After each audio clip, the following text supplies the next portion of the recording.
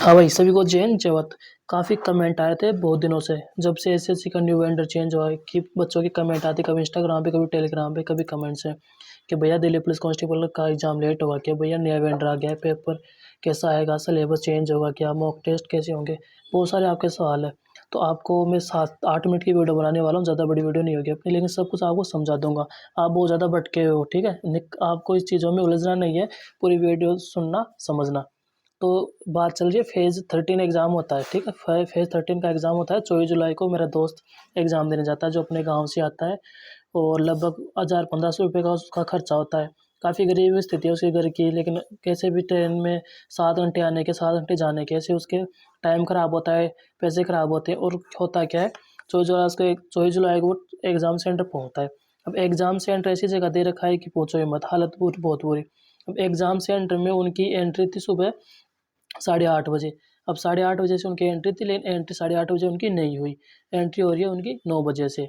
9 बजे एंट्री हो रही है और 9:30 बजे से उनका एग्ज़ाम है। अब एग्ज़ाम सेंटर में चलो बैठ जाते हैं, और फिर उनको टाइम पे माउस नहीं मिलता है। टाइम पे जो पेज व्हाइट पेज मिलता है वो नहीं मिलता है, पेन नहीं मिलता है।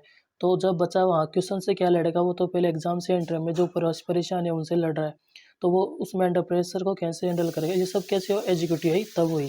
क्योंकि पहले ऐसे ने अपना सब कुछ सेट कर रखा था। जब से एजुकेटी आई है तब से चीज़ें बदली, क्योंकि उन्होंने एग्ज़ाम सेंटर ठीक नहीं दिए। ऐसी ऐसी जगह एग्ज़ाम सेंटर दिए जहाँ पे पूछो मत कैसा बुरा हाल हो रखा है।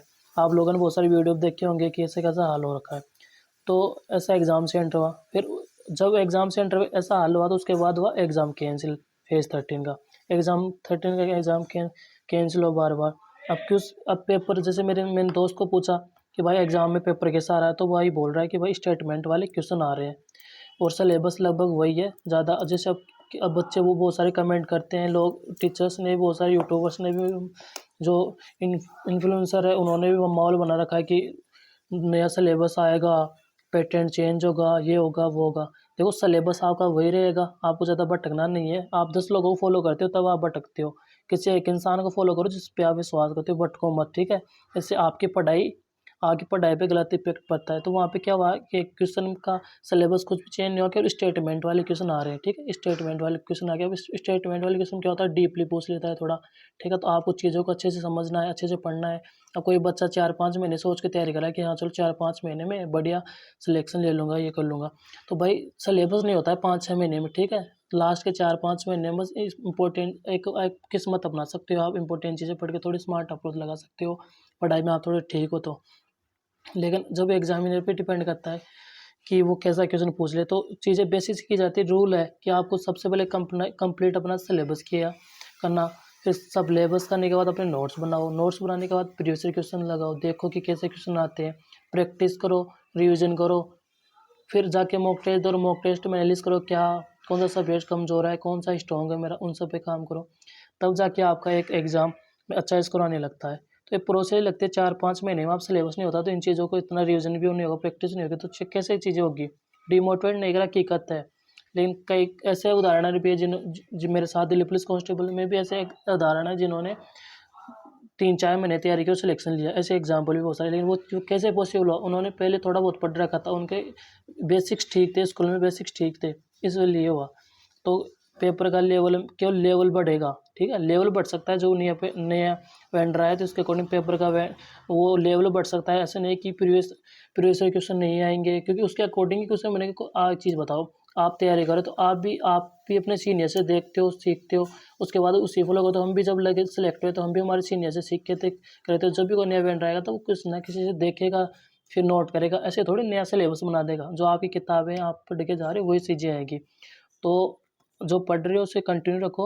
यूट्यूब पर नए नए लोगों की नई नई वीडियो मत देखो, ये चीज़ें आपका टाइम वेस्ट करनी आएगी। मैं भी वीडियो नहीं बनाता, लेकिन मेरे पास इतने कमेंट आ गए हैं तो मेरे को वीडियो बनाना पड़ा। मैं कितनों को रिप्लाई दूँ यार, मेरे को जॉब भी करनी होती है, तो फिर मेरे को वीडियो बनाना पड़ा, ठीक है। अब एग्ज़ाम डिले होगा क्या? अब आपका बहुत सारा वो कमेंट है कि भैया हमारा एग्ज़ाम डिले हुआ क्या, दिल्ली पुलिस का कांस्टेबल का पेपर आगे बढ़ेगा क्या?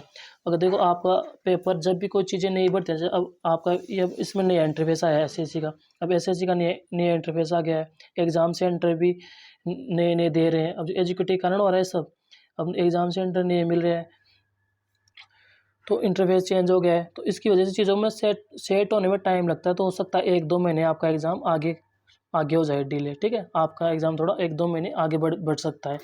तो इसमें ज़्यादा नहीं होगा, लेकिन 1-2 महीने होगा, लेकिन आपको अच्छा टाइम मिल रहा है, ठीक है। लेकिन आप इस टाइम जो टाइम रहा है, इस टाइम को आप वीडियोज़ देख-देख के अपना टाइम ख़राब कर रहे हो, तो अपना टाइम वेस्ट मत करो। जो टाइम मिल रहा है वेस्ट करने के लिए बहुत लोग बैठे, कंपटीशन हाई लेवल का है।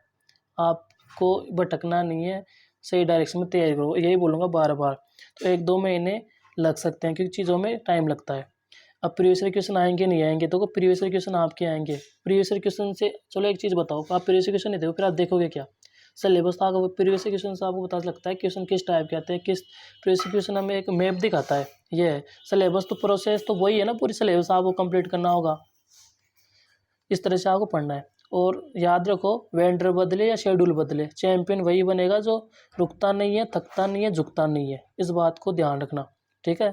तो मेहनत करते रहो, वीडियोस देखने से कुछ नहीं होगा। जितना वीडियो देख रहे हो ना यूट्यूब पे, नए-नए कि वेंडर हो गया, वो हो गया, नेगेटिव जा रहे हो आप, नेगेटिविटी आ रही है आपके अंदर, तो पॉजिटिव रहो, अपना सिलेबस पे ध्यान दो, मॉक टेस्ट लगाओ, एनालिसिस करो अच्छे से, ठीक है। तो और अब एसएससी का नया इंटरफेस आ गया। अब एसएससी का नया इंटरफेस आ गया तो बच्चे से भी परेशान है कि भैया एसएससी का नया इंटरफेस आ गया, क्या करें, कि कैसा क्या है। तो टेस्ट बुक है, टेस्ट बुक के ऊपर जो एसएससी का नया इंटरफेस आया ना, टेस्ट बुक ने बिल्कुल अपडेट कर दिया पूरा। जैसा कि जैसे आपका एसएससी नया इंटरफेस क्या है ना, लेफ्ट पहले राइट साइड में क्वेश्चन दिखते थे, अब लेफ्ट साइड में दिखे हैं। तो उस तरह से टेस्ट बुक ने अपना पूरा इंटरफेस अब नए वेंडर के अकॉर्डिंग, एसएससी के नए इंटरफेस के अकॉर्डिंग कर दिया। अब टेस्ट बुक के ऊपर ऑफर भी चला है इस टाइम पे, जो पास प्रो लेना चाहते हैं 1 ईयर का, तो वो पास प्रो ले सकते हैं। 28 जुलाई से 31 जुलाई तक चल रहा है ऑफर। तो उसमें आपको 351 रुपये में मिल जाएगा पास प्रो 1 साल का, ठीक है। तो उसमें आप मेरा कूपन कोड यूज़ करोगे, एचडीपी कूपन कोड यूज़ करोगे, तो आपको 12% डिस्काउंट मिल जाएगा। अगर आपको डिस्काउंट चाहिए तो आप यूज़ कर लेना, वरना कोई दिक्कत नहीं है, ठीक है। तो अब आप टेस्ट होके मॉक टेस्ट लगा लो, एग्जाम ओरिएंटेड होते हैं।